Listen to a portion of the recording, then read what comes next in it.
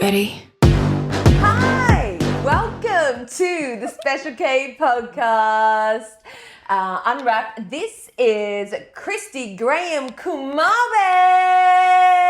and I'm Juelz. Now, The important one. I think we've missed a couple of weeks. I haven't been too well with the upcoming big bump that's happening here. But had a freaking lot going on. Yeah. But that's okay. Yeah, it's life. It's it happens. life. Yeah. Yeah, we're in control of this. Smooth operator. But this is what happened. Oh my gosh. So we transitioned into this space, which is amazing and so much more comfortable. I bought Jules some new chairs because she's getting fat and she looked uncomfortable on the high chairs. So I bought her some pregnancy friendly chairs. No, actually this is how we wanted to set it up to start off with. Yeah. But it's much more chilled. Now we just need a bottle of San Pellegrino and some bubblies and Absolutely. we'll be right. Oh, it'd be amazing right here. Yeah. Now so when we first moved in here a couple of weeks ago, these little wireless mics here, I'd forgotten to charge, and we recorded, and it was at the end that I was like, it'll be fine. Should be fine, yeah. It'll be fine. And it was not fine. It was not fine. You couldn't understand anything that we were saying. I couldn't do anything to fix the You should audio. have just done like a guess what we're talking about episode. Probably. Just mime it. Yeah. Or I've tried to put as much, the subtitles wouldn't even pick the. Oh, really?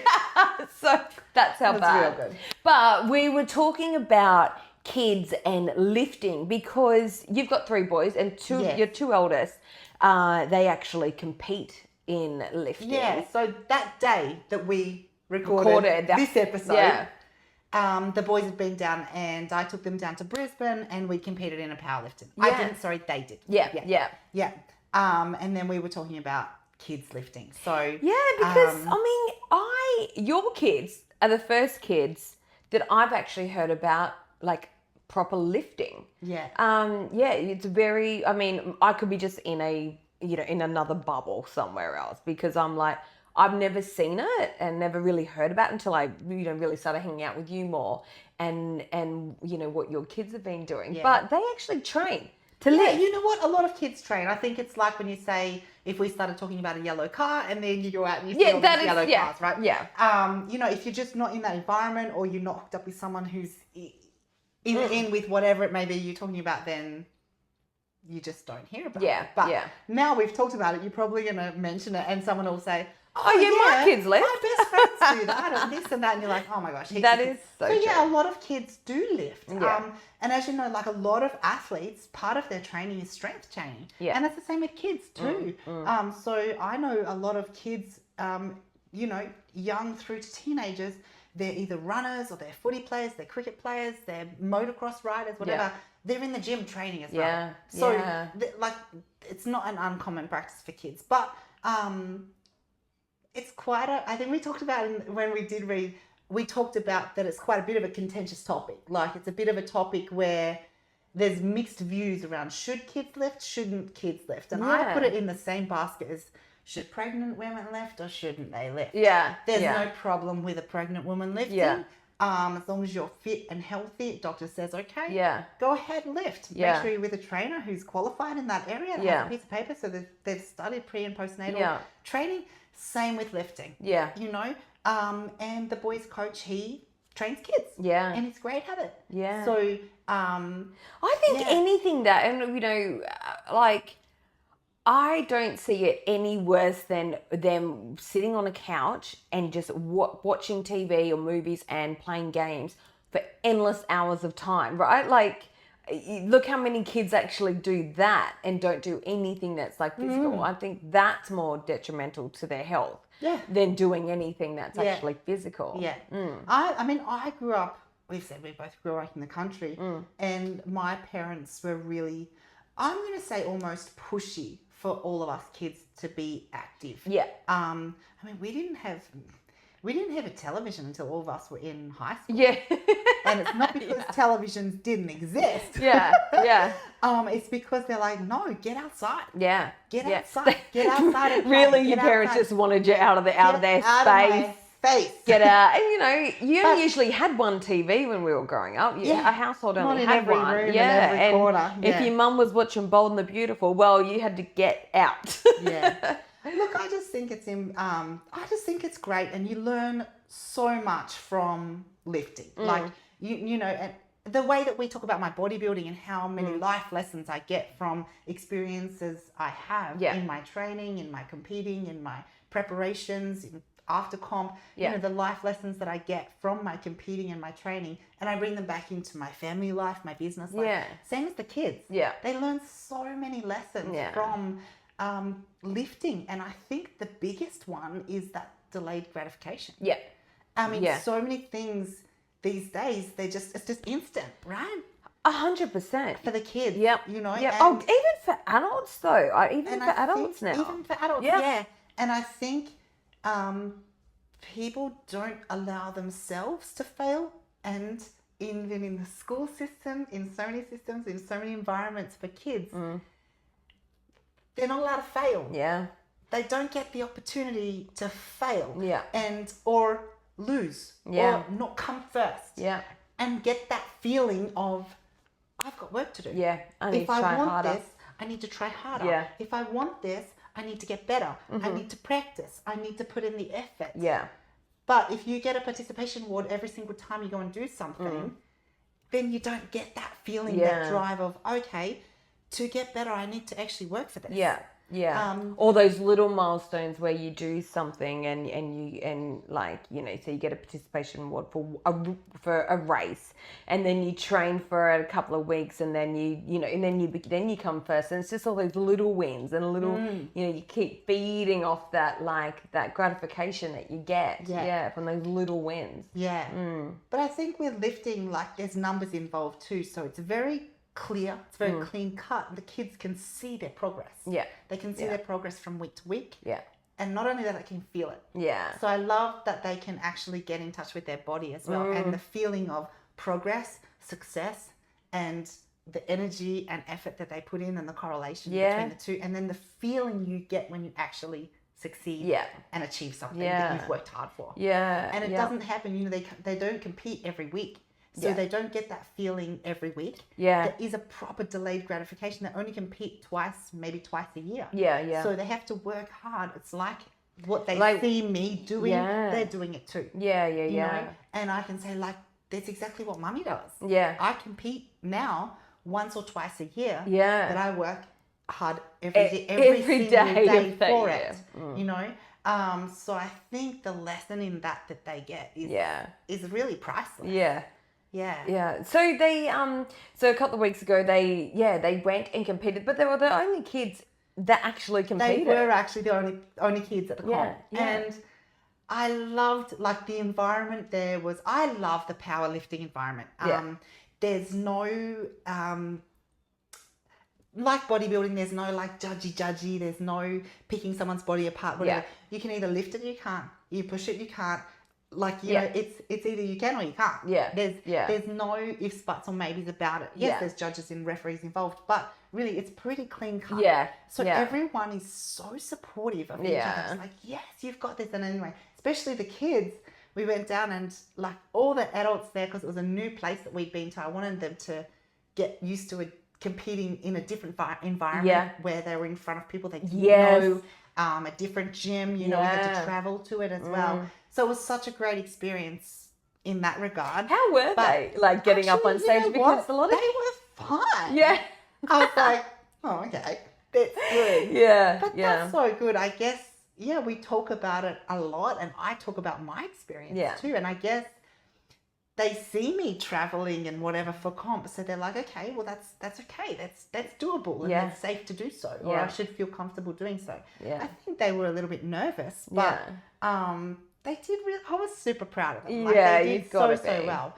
But the other competitors, obviously all adults of all ages, were just cheering on the boys so much. And I think that was another thing too for them to learn, that all of those people didn't know them. Yeah.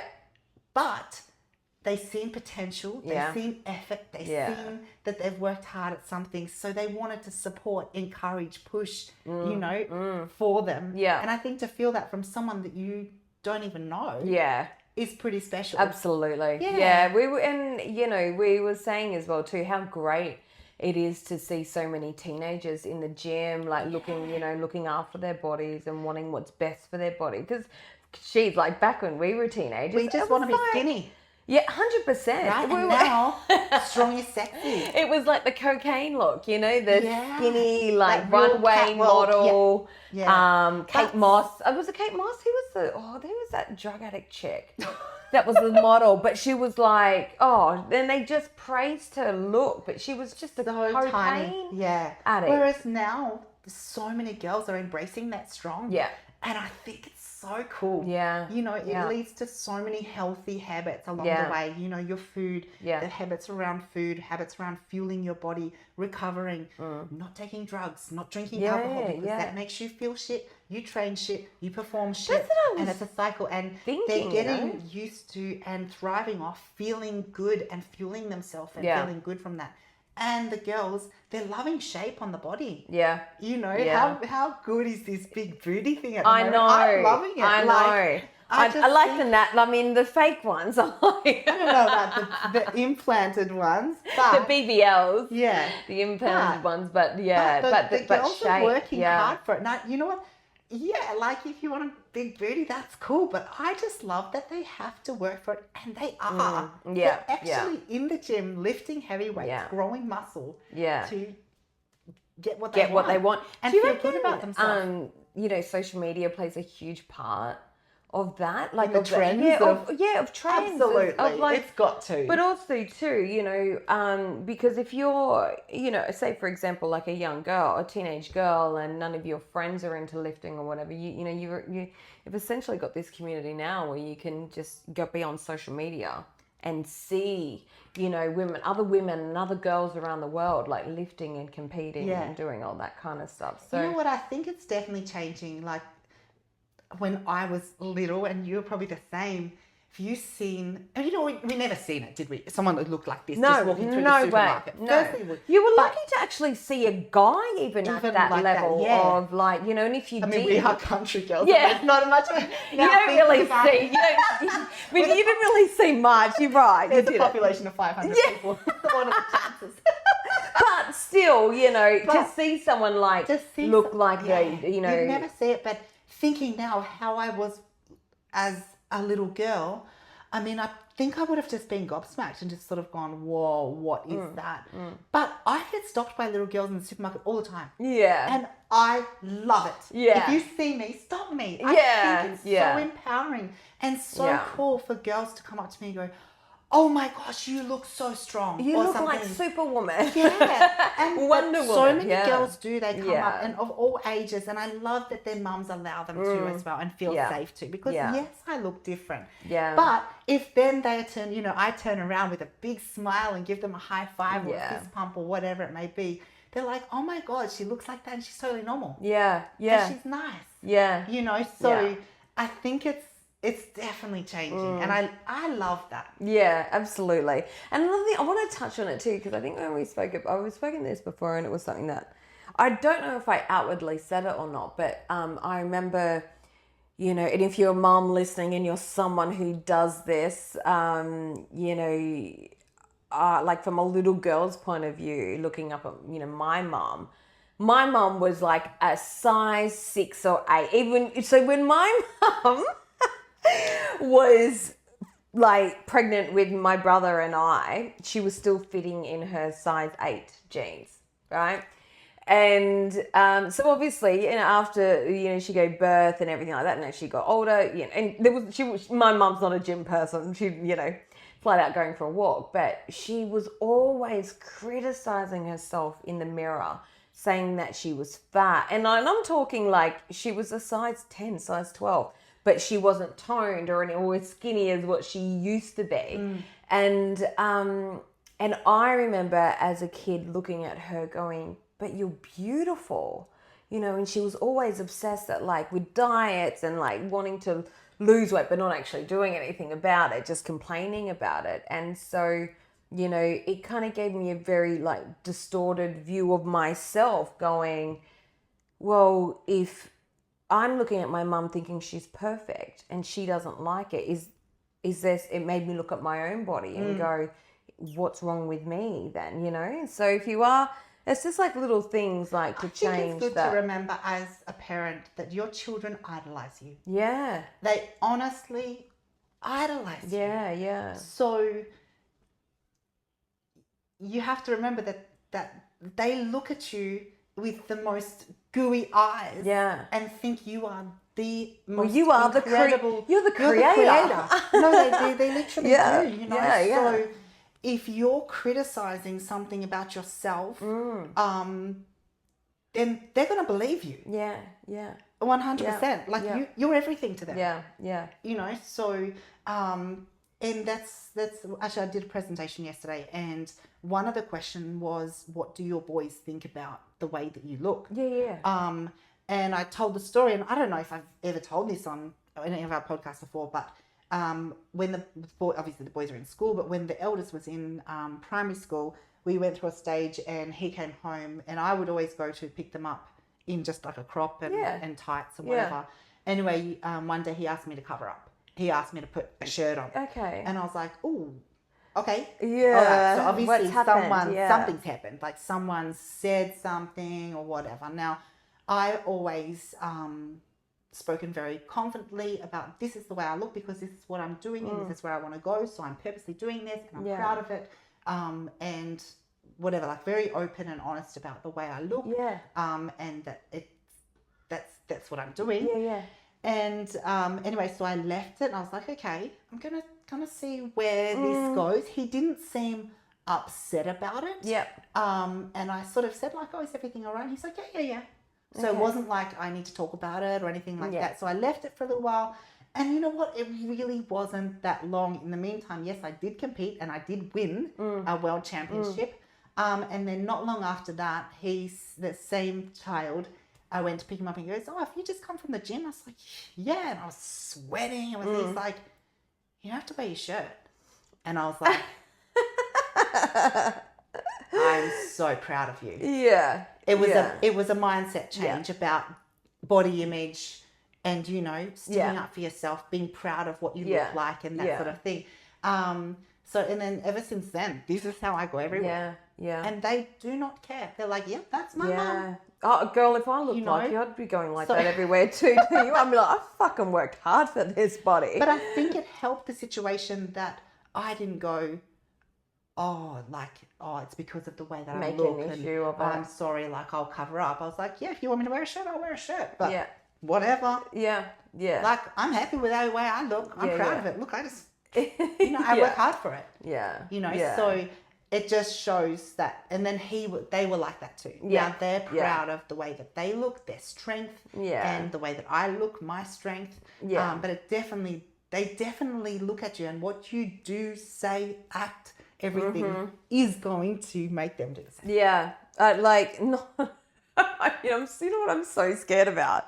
I've even stopped myself, even though I just swore like literally a minute ago. But like even, because I swear a lot more than I want to. Not because I'm mad, it's just how I express myself, right? Everything's fucking this and that and whatever. It just has a little bit of extra oomph, doesn't it? But I'm like, if I keep going, that's going to be this baby's first word. There's one word. It'll go, I'll go mum, and it'll go, fuck. I so want to record that. I'm like, oh, that's going to be our winning podcast. It's just going to go viral. Shit. Anyway, so there's I'm like, one word that I never ever say, and that's the C word. Oh, yes. Yeah. But I think I've said it about 50 times this week. This is the thing with the C word. This is why we haven't recorded a podcast. And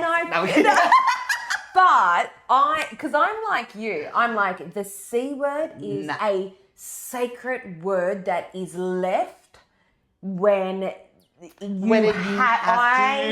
I will not use it in any general conversation or call anyone anything that unless they have done me so, and I mean so dirty that the only word to describe the situation or the person is the C word. And there's so much more power behind it because they just don't use it so much. So the one person that I have consulted, and she's pretty much saved my life the last couple of years. I was talking to her this week about something. I was like, this is C-bomb, and she just went.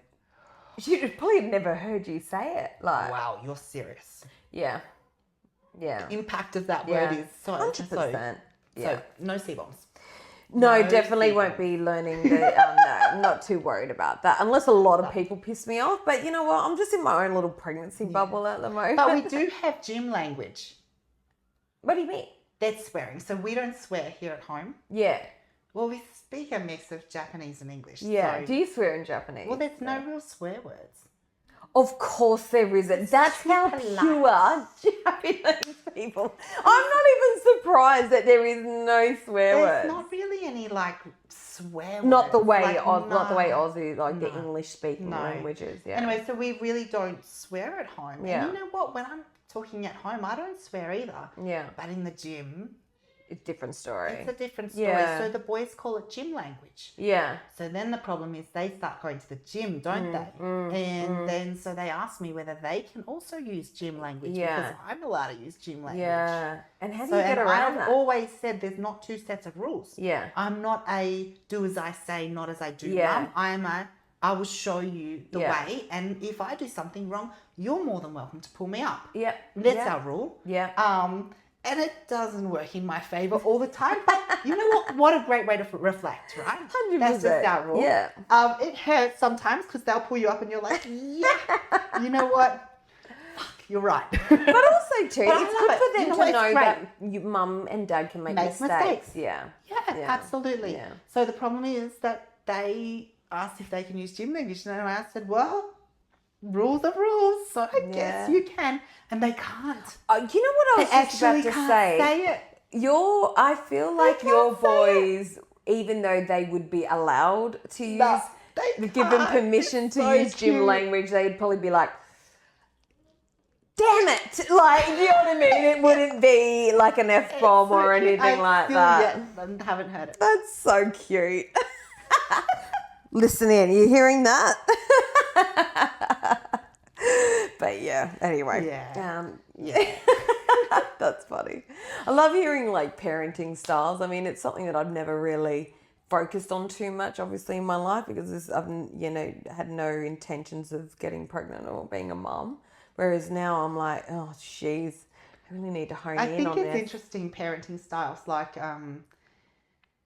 you get a lot from, and we've talked about this before, haven't we? We get a lot from our own parents, and then we decide whether we're going to take it on because that was awesome, or there's no fucking way I'm doing that. Yeah, it's either one way or the other, isn't it? Yeah. And so my dad was a very much do as I say, not what I do. Yeah, and he used to say that, and I'm like, no, that doesn't. And it used to upset me so much. I'm like, well, why are you allowed to do it, but we're not? Set an example. And that whole like, I'm the parent, you're the, you're the kid kind of thing. And you know what? I've always been like that. Yeah. Don't just tell me what to do. Yeah. Explain it. Yeah. Or show me how to do it properly. Yeah. In anything in life. Yeah. So I've definitely tried to implement that, and that's why I say to the kids, if I do something wrong, or if I do something that is against something that I've said, pull me up. Yeah. Yeah. I can see myself having this conversation with mine and it's been going, pull me up, and then they pull me up and I'm like, shush. Not now, not this time. Not in front of people. Sometimes you can let it slide. Look, I'm like, it's going to be a bloody learning experience for me, this whole process. It all is, everything is. Yeah. But yeah, you know what, with kids in sport, I think it's a fantastic thing for kids to be outside active. And a lot of people say, oh, like, as soon as they meet me, they're like, oh, do you have children? I'm like, yes, I do. They're like, do they lift? Yeah. Straight away, and I'm like, well, actually, the eldest two do. They power lift. Not bodybuild, but they power lift. and it's only a recent thing. They're like, oh, well, you know, you must be happy about that. And I'm like, well, of course I'm happy that they're lifting or they're moving. Yeah. But they can do whatever they want. Yeah, yeah. And I think that's important to touch on as well, that, you know what, I don't mind what they do. If they turn around and say, you know what, I don't really want to lift anymore, I want to play soccer. Yeah. Cool. Don't lift anymore, play soccer. Yeah. Which is what your youngest does. He's no interest in it whatsoever. No he's like, whatsoever. We went down to the powerlifting company. He's like, are we done yet? I'm bored. Yeah. We done yet? Let's go home. I'm hungry. Typical first baby, so like the baby of the family behavior too. It's just like, this isn't for me. It's not about me. I don't want to be here. Yeah, I just think it's fantastic. But the lessons they learn from it, yeah. I don't know. Yeah, I just think, you know, moving forward in life, and you know, as they get into those years where, you know, that unruly teenage years as well too, where they start getting up to experimenting and stuff like that. I feel like, you know, them being in touch with, you know, fueling their bodies to perform. It's going to be a great that's why I mentioned, you know, drugs, alcohol, whatever. They, you know, if they can get, if they can understand and know the feeling of actually feeling good, actually feeling happy in themselves, actually feeling strong and powerful within their body, then hopefully, you know, when that choice and those sort of things come up in their life, they don't like the feeling. You know, it deters them. A lot of times that people, when they have, you know, drug, alcohol addictions or whatever, they actually don't know how to be happy. Yeah. You know? Well, I mean, it's a fake happiness. It's a fake happiness, you know, so that's the feeling that they enjoy, that escape, that feeling. Yeah. Not the true. Yeah. You know? That's why addiction's so bad, like, and so hard to get over, because, like, you know, nothing in life is ever going to give you that euphoria of, you know, like, you know, especially like drug taking and things like that. Like, and it's, it's tough for people that are addicted to move past that kind of thing when, you know, because everyday life isn't always amazing. You know, it's ups and downs. It's hard to deal emotional. with shit. Yeah. And you know what? So that's why I love the boys lifting, because you know what? Some days you ain't got it and you can't lift it. And you think you should be able to lift it straight away. Yeah. When you go in there and you feel like crap and you can't lift it, and they have to work through those feelings. Yeah. And still come back the next week. Yeah. And go, all right, well, I couldn't lift it last week. What went wrong? Blah, blah, blah. And actually work through it. So at a young age, if you can give them those experiences, I think they're actually bigger lessons than we think they are. Yeah. And they can relate to so many areas that in the future, maybe those choices will help them. Are you listening? I know you can hear. I know you can hear. All right, we're going to wrap this one up. But I'm so excited to see, the boys' journey of, you know, even like just how far they choose to go with this, and, you know, and where they, and whether they decide to continue or pull out and go and, you know, play tennis. Even this year, there's the opportunity for them to compete in nationals in Brisbane in August. And then if they do really well, they can actually go to Africa in November for Worlds. So we'll see.